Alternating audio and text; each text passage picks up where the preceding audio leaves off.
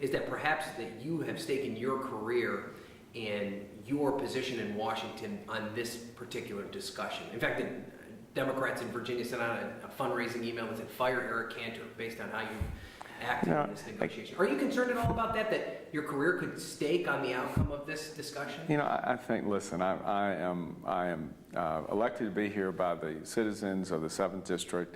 I take the obligation connected with this office very seriously and want to do the right thing by the people that elect me. I don't buy into this notion in hyperbole. I think you can sort of see the motive of the critics right now if they're out trying to raise money off of something that I am or am not doing. Again, I'm trying to stick to doing the policy that's right by the people that elect me.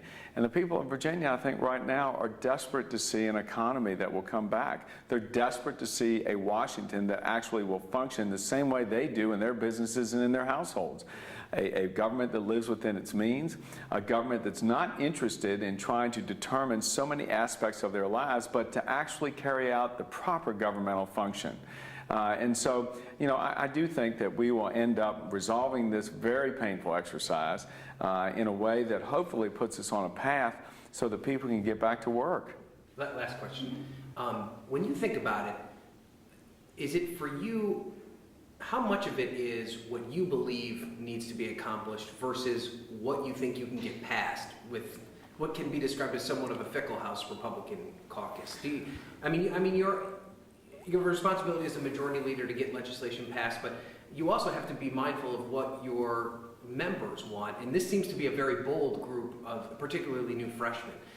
Where is that balance there in terms of coming up with a plan that you know will get passed versus trying to encourage them to pass something that you think would be for the better? One-third of the freshmen, one-third of the Republican conference, and one-quarter of the entire House of Representatives are freshmen. They're new.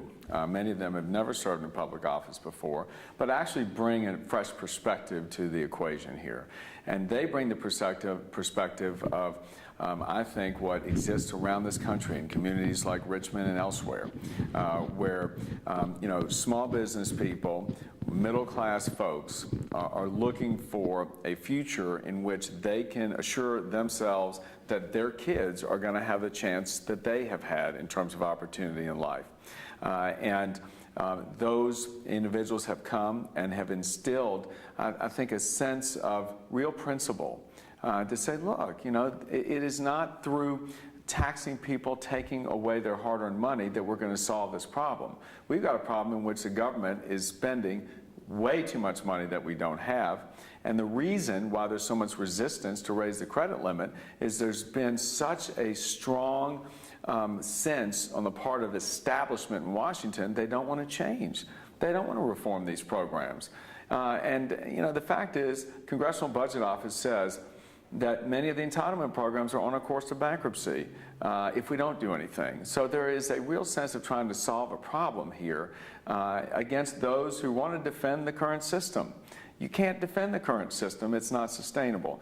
So in that way, yes, we have to have 218, which is the majority number of votes in the House, to get something passed. But I think at the end, what the result will be is a vote that tries to deliver, one, on the fact that we don't want to see the United States default, and number two, that we actually are bringing real change and putting a down payment on that change now so we can go forward and begin to grow the economy. What would you say? I mean, you passed cap and balance last night, which is something I know you're pretty passionate about. It looks like it probably won't get any further than the House.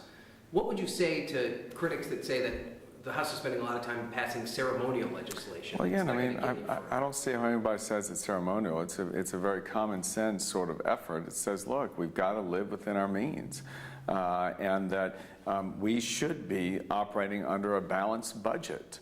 That's what that bill says. It says we've put forward a plan to begin to manage down the debt and deficit in the first 10 years, and we also would like to see the states vote on a balanced budget amendment. That's what it says. And again, I don't think there are many people out there who would disagree with the notion that Washington's got to finally start living within its means. Okay. Last question for you. Definitely last question.